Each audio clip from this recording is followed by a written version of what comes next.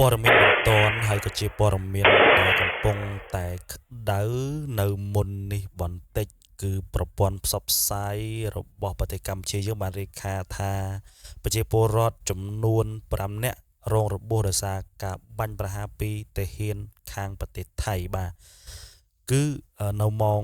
មុននេះបន្តិចគឺមានសេចក្តីរាយការណ៍ពីខាងលោកណេតផាត្រានិងខាង Fresh News បានបង្ហោះក៏ដូចជា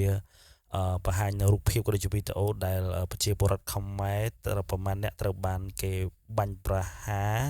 ហើយនៅក្នុងហេតុការណ៍ផងដែរគឺប្រជាជនទាំងអស់ហ្នឹងត្រូវបានបញ្ជូនទៅមន្ទីរពេទ្យហើយខ្ញុំធ្វើសេចក្តីរាយការណ៍បន្តិចទៀតនេះនៅវេលាម៉ោងប្រហែលជា6ល្ងាចថ្ងៃទី12ខែវិច្ឆិកាឆ្នាំ2025នេះឯងបានកើតហេតុការណ៍ប្រជាពលរដ្ឋកម្ពុជាចំនួន5នាក់រងរបួសដោយសារការបាញ់ប្រហារពីតែហ៊ានរបស់ប្រទេសថៃបាទនេះគឺជាព័ត៌មានបន្ទាន់ហើយនឹងក្តៅមែនតែនហើយខាងប្រទេសថៃនោះក៏ឃ្លឿនទៀតផងដែរ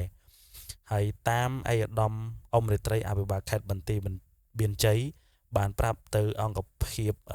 ខាង Fresh News ថាហេតុការណ៍នេះបានកើតឡើងនៅភូមិសាស្ត្រភូមិព្រៃច័ន្ទឃុំអូបាយ័នស្រកអូជ្រៅខេត្តបន្ទាយមានជ័យដែលស្ថិតនៅជាប់ព្រំដែនកម្ពុជាថៃតែម្ដងហើយខ្ញុំក៏បានឃើញเพจខាងក្រសួងការពារជាតិផុសហើយលោកនេតផាត្រាហើយនឹងខាង Fresh News គាត់ផុសដែរហើយក្រោយពីហេតុការណ៍នោះអាជ្ញាធរមូលដ្ឋាននិងកងកម្លាំងសន្តិសុខកម្ពុជាបានចុះទៅដល់កើតហេតុភ្លាមៗដើម្បីជួយសង្គ្រោះអ្នករងរបួសនិងត្រួតពិនិត្យហេតុការណ៍បច្ចុប្បន្នអាជ្ញាធរកំពុងស្ថិតដំណាក់កាលសម្របសម្រួលជាមួយអាជ្ញាធរថៃដើម្បីស្វែងរកការពិតនិងទប់ស្កាត់កុំឲ្យមានស្ថានភាពរត់រាលដាលកាន់តែធ្ងន់ធ្ងរបាទនេះគឺជាករណីបន្ទាន់នៃក្តៅមែនទែនគឺផ្ទុះទៀតហើយតើតើនឹងទាហានខាងថៃបានបាញ់ប្រហារខាងពលរដ្ឋរបស់ប្រទេសកម្ពុជាយើងចំនួន5នាក់បាទហើយរងរបួសខ្ញុំមើលទៅគឺអូអត់ចង់មើលទេហើយនេះគឺជាព័ត៌មានបឋមគឺ breaking news ទេហើយខ្ញុំនឹងមានព័ត៌មានអាប់ដេតច្រើនទៀតដោយខាងព័ត៌មានពីភិក្ខុថៃបានចេញផ្សាយថានៅថ្ងៃទី12ខែវិច្ឆិកាឆ្នាំ2025នេះគឺជាផ្នែកមួយនៃភាពតាំងតឹងធ្ងន់ធ្ងររវាងប្រទេសទាំងពីរដែលមានការលើកឡើងផងដែររួមមានការ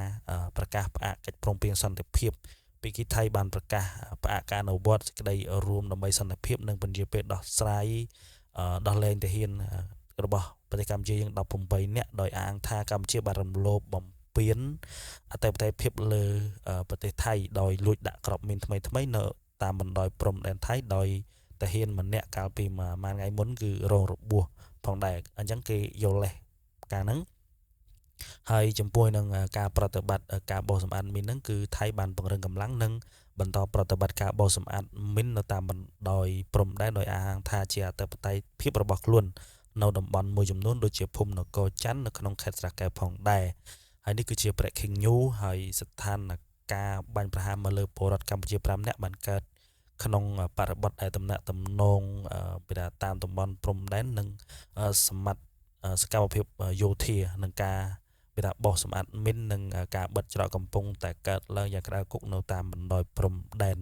ហើយនេះគឺជាការអាប់ដេតខ្លីៗរបស់ខ្ញុំបាទនៅពេលនេះផងដែរសង្ឃឹមថាពួកយើងនឹងយល់ហើយព្យាយាមមើលស្ថានភាពជាក់ស្ដែងទៅរួមមានព័ត៌មានដែលគេអាប់ដេតដូចជាក្រសួងការពារជាតិខាង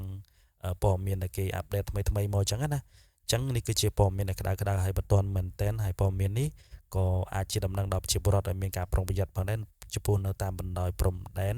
ឃើញថាគឺមានវីដេអូស្ដែងមែនតើតើនឹងប្រជាពលរដ្ឋចំនួន5នាក់ត្រូវរងរបួសដោយសារការបាញ់ប្រហារពីទាហានរបស់ខាងប្រទេសថៃហើយខ្ញុំមានតែប៉ុណ្្នឹងទេខ្ញុំនឹងអាប់ដេតនៅវីដេអូបន្តទៀតក៏ជាព័ត៌មានបន្ត